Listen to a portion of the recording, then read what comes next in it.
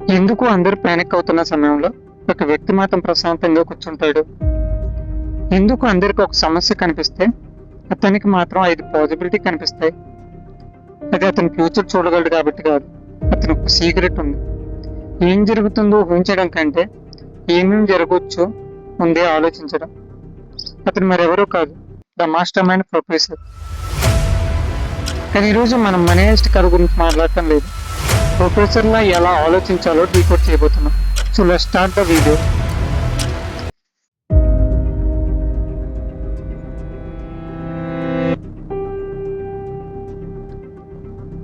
భయం, కోపం, confusion.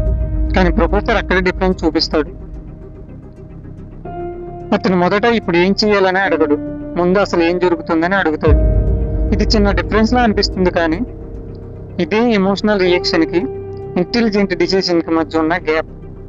Real life లో ఎవరైనా మీ మీద కోపంగా మాట్లాడితే వెంటనే రిప్లై ఇవ్వకుండా ఇతను ఎందుకు ఇలా రియాక్ట్ చేస్తున్నాడు అని ఆలోచించండి. మీ రియాక్షన్ తగ్గుతుంది, మీ అండర్స్టాండింగ్ పెరుగుతుంది.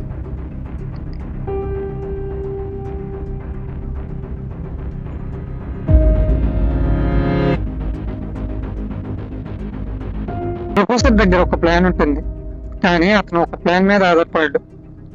ఎందుకంటే అతనికి తెలుసు పర్ఫెక్ట్ ప్లాన్ అనేది ఉండదు. అందుకే అతని బ్రెయిన్ లో ఎప్పుడు ఒక క్వశ్చన్స్ ఉంటాయి.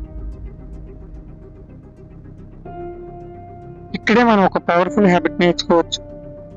మీరు ఒక ఇంపార్టెంట్ డిసిజన్ తీసుకునే ముందు ఒక్కసారి మూడు క్వశ్చన్స్ అడగండి. బెస్ట్ కేసు ఏంటి, వరస్ట్ కేసు ఏంటి, అన్ఎక్స్పెక్టెడ్ కేసు ఏంటి.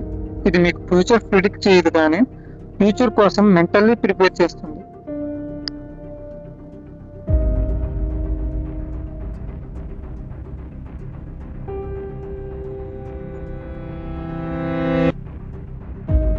ప్రొఫెసర్ ఎక్కువగా మాట్లాడు, అతను అబ్జర్వ్ చేస్తాడు.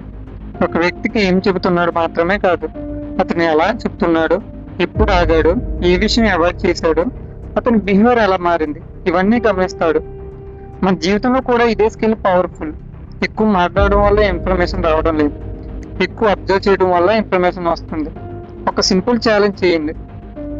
తర్వాత మీరు ఎవరైనా కలిసినప్పుడు వెంటనే మీ ఒపీనియన్ చెప్పకండి, ముందు వాళ్ళని వినండి. మీరు నోటీస్ చేయని విషయాలు కనిపించడం మొదలవుతుంది.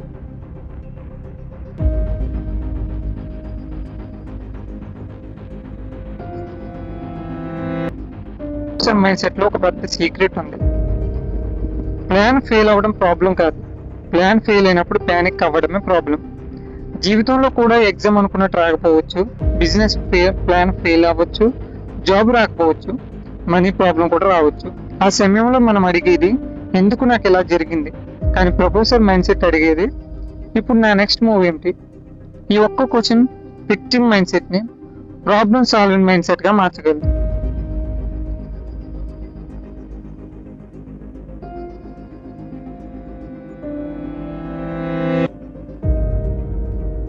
ఇదే ప్రొఫెసర్ ని డేంజరస్ థింకర్ గా మార్చే క్వాలిటీ. అతను ఇమ్మీడియట్ రిజల్ట్స్ కోసం మాత్రమే ఆలోచించడు, నెక్స్ట్ మూవ్ ఆలోచిస్తాడు. మీరు కూడా ఒక డిసిషన్ తీసుకునే ముందు ఒక్కసారి ఆ డిసిషన్స్ తర్వాత వచ్చే కాన్సిక్వెన్సెస్ గురించి ఆలోచించండి. ఈ రోజు తీసుకున్న డిసిషన్ రేపేం చేస్తుంది, ఒక నెల తర్వాత, ఒక సంవత్సరం తర్వాత అనే విధంగా ఆలోచించండి.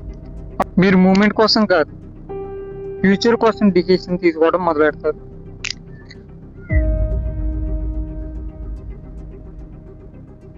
ఇప్పుడు మొదట్లో నేను అడిగిన ప్రశ్న గుర్తుందా, ప్రొఫెసర్ ఎందుకు ప్యానిక్ అవ్వడం? ఇప్పుడు ఆన్సర్ సింపుల్. అతను ఫియర్లెస్ కాదు, అతను కూడా ఫియర్ ఉంటుంది.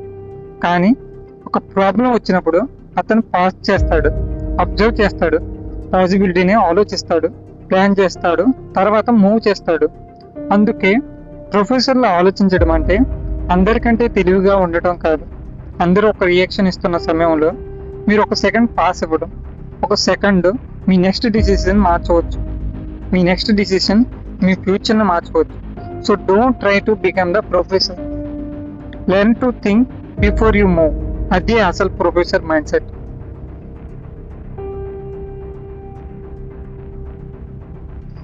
మీకు ఈ వీడియో కనుక నచ్చినట్లయితే ప్లీజ్ లైక్ చేయండి. ఇలాంటి ఇన్ఫర్మేటివ్ వీడియోస్ కోసం మా ఛానల్ని సబ్స్క్రైబ్ చేసుకోండి. Thank you.